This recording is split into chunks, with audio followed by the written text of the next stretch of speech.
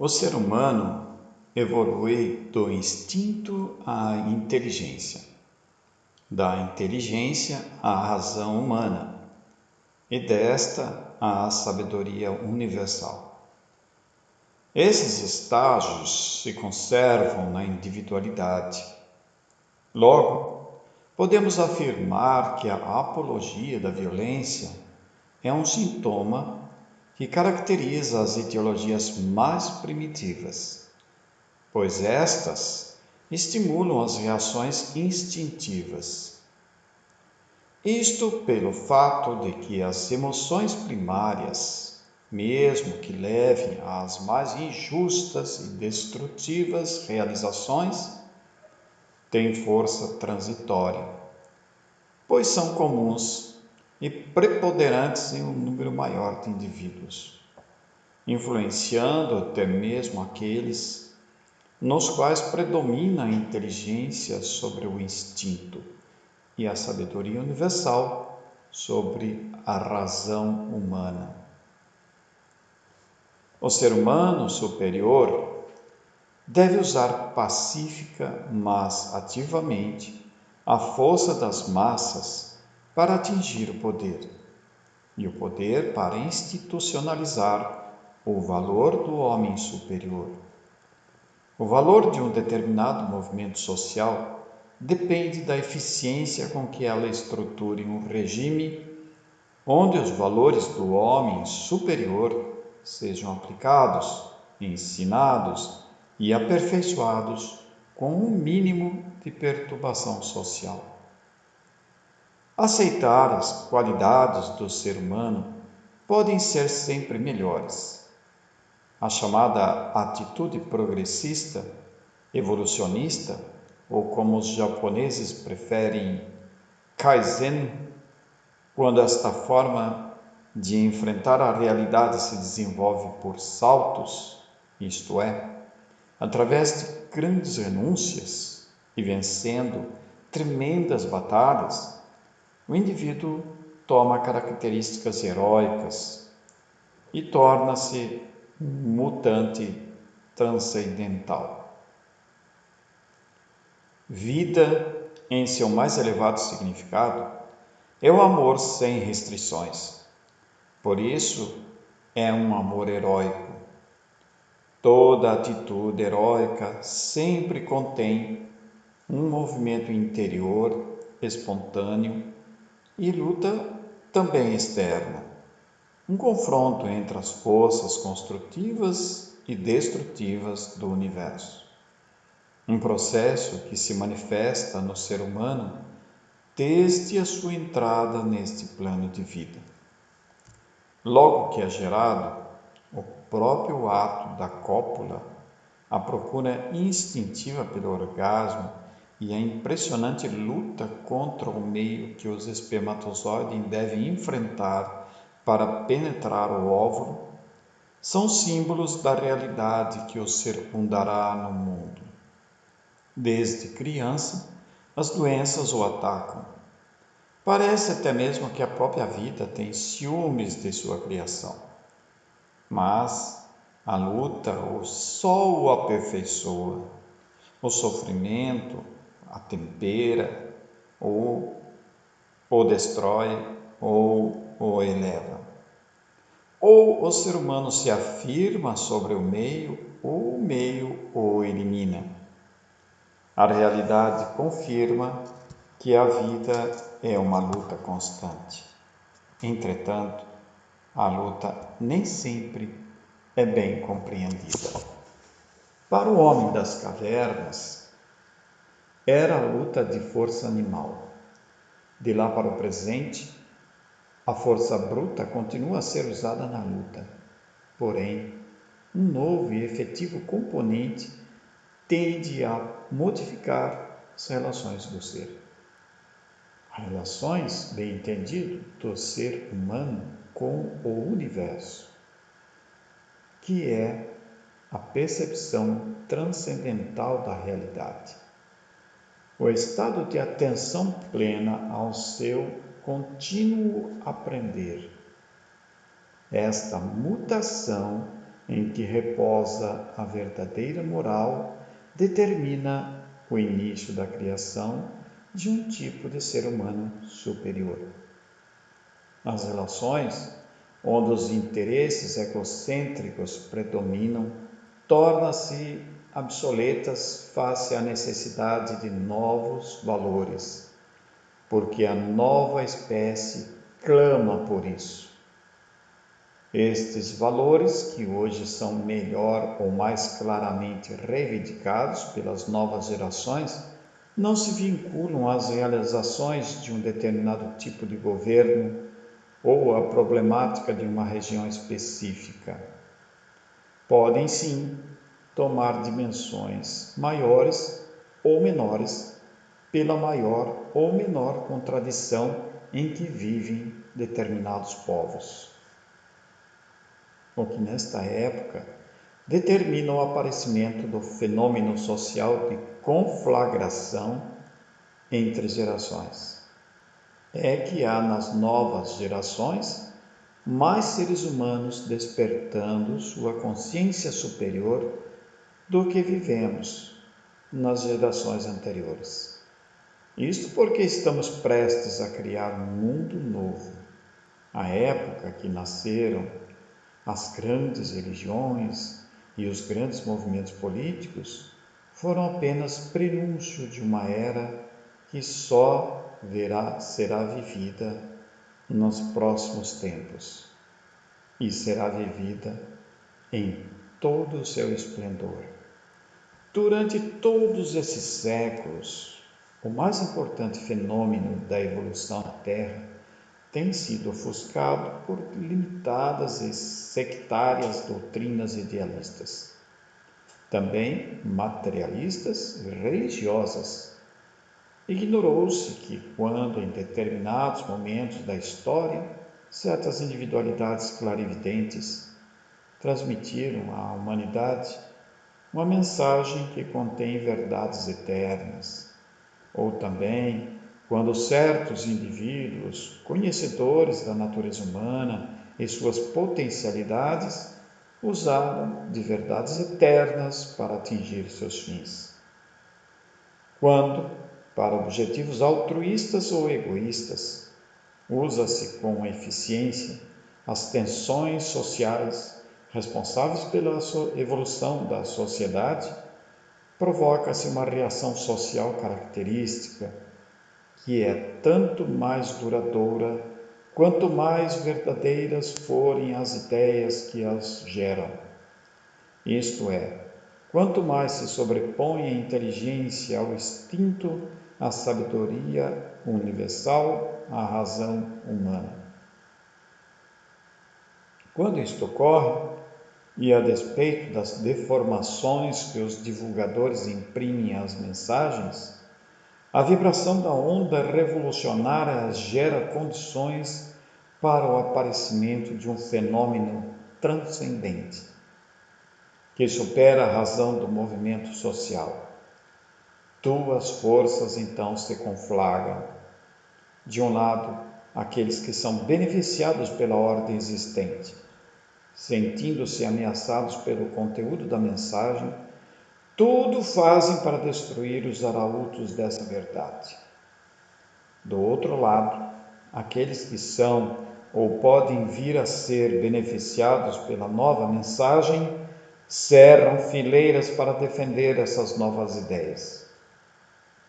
Esta atitude tão frequente na história é instintiva, e sua natureza em nada difere das atitudes dos nossos mais remotos antepassados, pois pouquíssimos indivíduos têm consciência da mensagem, estando a maioria interessada nas consequências imediatas a que estão sujeitas, por uma mudança de situação. Esta realidade que comprova a predominância do egoísmo e da ignorância sobre o amor e a sabedoria, que denota quão ligado ainda está o ser humano aos instintos inferiores. Esta realidade tão comum é a antítese de um fenômeno que glorifica o homem e permite sua evolução transcendente, independente do credo ou partido a que dedique a sua vida. À medida que a sociedade se agita pelo impacto de uma mensagem, um determinado tipo de homens passa a demonstrar características incomuns. Não mais procuram o benefício próprio como fim. Lutam pela essência da mensagem, a despeito do risco de morte. Perdem a capacidade de guardar rancor. Sua coragem agiganta-se na sua magnitude e ela assombra. Parecem envolvidos em uma aura que os engrandece e desperta respeito e admiração. Transformam-se numa espécie de verdadeiros heróis. São os novos homens, os seres humanos que chamo de superiores. Este é o verdadeiro conceito de superioridade, um conceito que não depende de classe social, cultura, cor, formas ou origem, mas sim da capacidade em despertar a consciência superior e viver heroicamente, pois heroísmo é isso. É amar o social da mesma forma que o particular. É compreender o universo como uma realidade harmoniosa que sempre será mais e melhor compreendida. Participação na luta por uma humanidade melhor. Defender o direito de todos à saúde, alimentação e habitação. Só quando garantidos esses direitos comuns é que outros direitos podem ser satisfeitos. Agir contra a injustiça social, mesmo que isto represente ficar só, caluniado e perseguido. Silenciar perante a injustiça social quando o bem da maioria é favorecido. Lutar contra a injustiça social até que paralisem nossa ação pela violência. Viver à altura do que se tem de melhor. Finalidade, a nossa própria consciência. Sentir medo, olhar para o medo e compreendê-lo e dominá-lo. E a persistência, audácia e serenidade, sabedoria em relação ao perigo. A realização de uma façanha capaz de servir de exemplo às futuras gerações. Autocontrole, na mais elevada forma. Respeito pela saúde do corpo e do espírito. Aceitar que os seres humanos não diferem na mente e alma, mas que dentro das raças e entre de todas as raças diferentes, há grandes diferenças entre os indivíduos. Compreender que a diferença de seres humanos deve corresponder à diferença de atividade e nível social, mas que a diferença de atividade e nível dos mesmos não deve corresponder a diferenças injustas de bem-estar. Agir de tal forma que quanto maior seja nossa capacidade e posição social, maior seja nossa magnanimidade e respeito pelos semelhantes. Saber que o verdadeiro amor não se restringe a um único ser. A limitação do amor é barbárie, é o mais intenso amor pessoal. Quando existe, deve ser livre e leal. Impedir em qualquer situação que um maior poder econômico, militar ou religioso correspondam maiores condições de atingir o poder político, reconhecendo que o poder só deve ser exercido por quem demonstre qualidades que o credenciem para tanto. Heroísmo. Heroísmo é, enfim, a qualidade transcendental do ser humano que, dentro de suas crenças, ambições e defeitos, enfrentam o mundo com uma atitude construtiva e corajosa, participando ativamente pelo trabalho e pela ação política da criação de uma humanidade melhor. Heroísmo é a qualidade fundamental do ser humano superior. Logo, quanto mais um ser humano consegue viver heroicamente, mais ele transcende sua natureza, acelerando sua mutação. E mesmo quando atingir o nível superior, não será mais um ser humano, porém, a vanguarda de uma nova e melhor espécie, de um semideus humano. O heroísmo é uma força que impele para uma meta sublime, uma meta que parece estar cada vez mais distante, mas que cada vez leva mais perto da eternidade e do poder universal, pois do ser humano superior não se espera perfeição, mas o desejo de perfeição. Não se deseja a moral intocável, a santidade, mas sim o desejo de conhecer-se a si mesmo e assim, conhecendo-se, uma vida mais intensa de amor e sabedoria passa a existir. Um dos principais valores do heroísmo é gerar a coragem, pois a coragem permite aos homens optar pelo justo, mesmo com luta e sofrimento. Apesar do injusto gozar de fortuna e poder, a opção é de uma magnitude soberba, pois quando o ser humano coloca o egoísmo em segundo plano, revela mais coragem do que enfrentando uma batalha real. Porque um perigo objetivo é transitório. A luta é a favor da sua própria sobrevivência. Entretanto, quando a luta é por princípios, muitas vezes luta contra as bases da sua própria sobrevivência. Mas como é difícil encontrar um ser humano superior. Como é difícil penetrar em nossa natureza mais íntima.